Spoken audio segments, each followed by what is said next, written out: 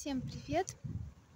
Я сегодня хочу поговорить о теме мастер-классов, о том, скорее, как учиться самостоятельно по видео и надо ли это делать, и если делать, то каким лучше образом. Сегодня я в Таврическом саду, очень красиво, очень теплый день, наслаждаюсь природой, и об этом хочу поговорить. У меня здесь тоже на канале есть много видео, таких видеопроцесса, да, таймлэпсы, так называемые. Их можно воспринимать как мастер-классы, да, кто-то их так называет. То есть я сейчас про такие видео, где художник показывает процесс от и до, иногда в ускоренном масштабе, формате.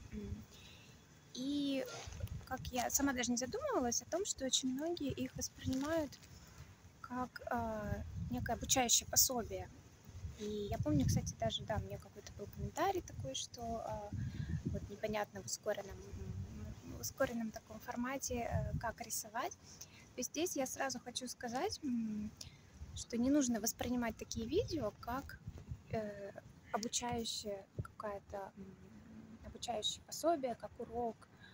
То есть эти видео мы снимаем для того, чтобы, по крайней мере, я их снимаю не для того, чтобы по ним обучались, а для того, чтобы просто показать то, что я умею, то, что я могу. И, в принципе, да, для себя очень часто, просто потому что мне нравилось там снимать как документацию какого-то своего рисунка. Это интересно, это тоже можно потом показать кому-то, кто, например, захочет приобрести эту работу. То есть это скорее документация и такой рекламный какой-то ролик, в котором мы показываем просто, что мы умеем.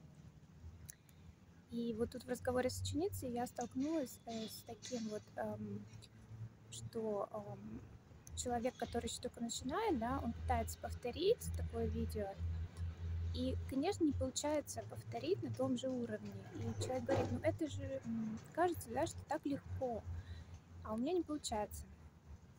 И тут вот получается такое разочарование и досада, и очень много негативных эмоций возникает, да, у ученика, у того, кто учится, потому что нет, да, вот кажется, что это раз, там 3 мазка, и получился пейзаж, 3 мазка, там получился портрет.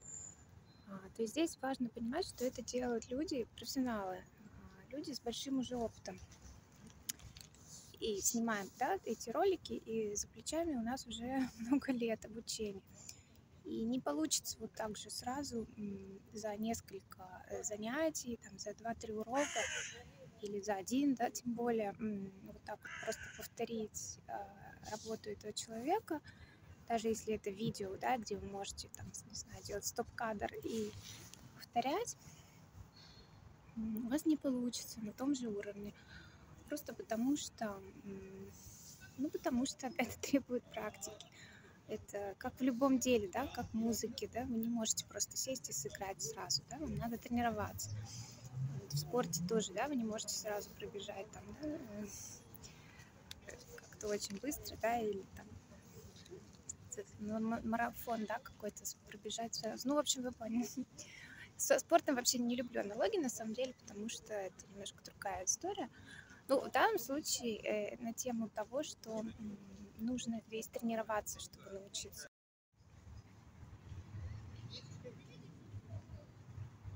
И тогда вы можете сказать, да, спросить, а что же тогда делать, как тогда учиться, если нет возможности там с преподавателем заниматься.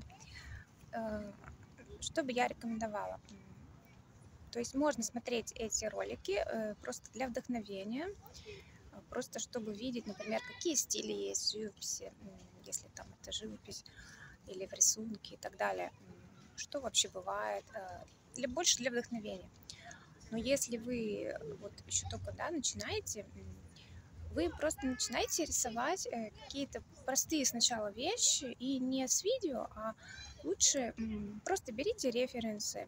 Ну, я уже не говорю, с натуры там рисуйте, если вы хотите там реалистично научиться рисовать, значит, надо поставить себе там что-то дома или на улице, сесть, да, вот пейзаж нарисуйте, сядьте в парке, нарисуйте, вот как сумеете. Смотрите на Пинтересте, набирайте, да, вот именно потом какие-то вот именно примеры художников, да, например, скетчи смотрите акварели, смотрите там рисунки, какие стили. Пробуйте, возьмите какой-то рисунок, попробуйте его скопировать просто, вот, чтобы изучить эту технику, вот этот путь, который человек уже прошел. Там, нравится вам карандашная техника, значит, нашли какой-то такой скетч, попробовали его повторить. Я когда-то даже там копировала вот работы, там, можно было делать, ну, каких-то известных художников, да, там, возьмите хоть Леонардо да Винчи, там, руки, его там гравюры, да, или рисунки студии, возьмите и скопируйте.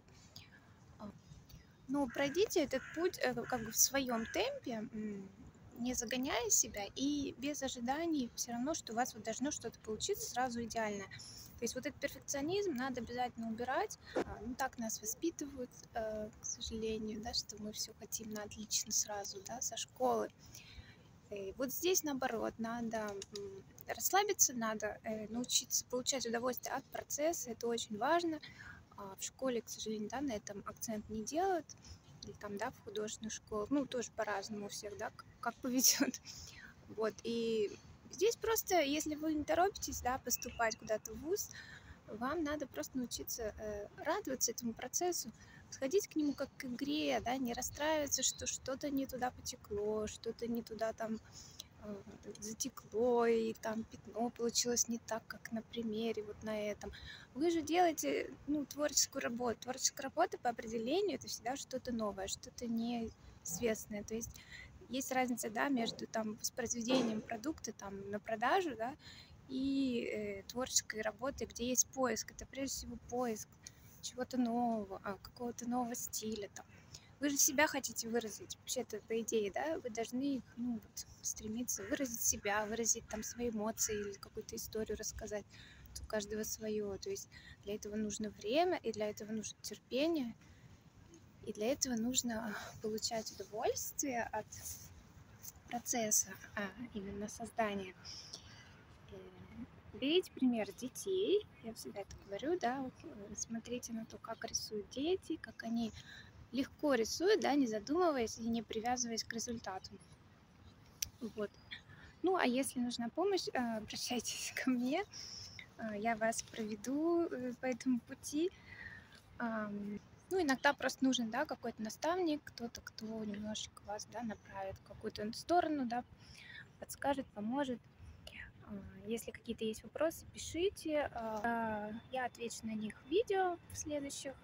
Присоединяйтесь к Телеграму, и сейчас также у меня есть свободные места на онлайн-обучение. Буду рада новым людям. Что, всем пока, до встречи.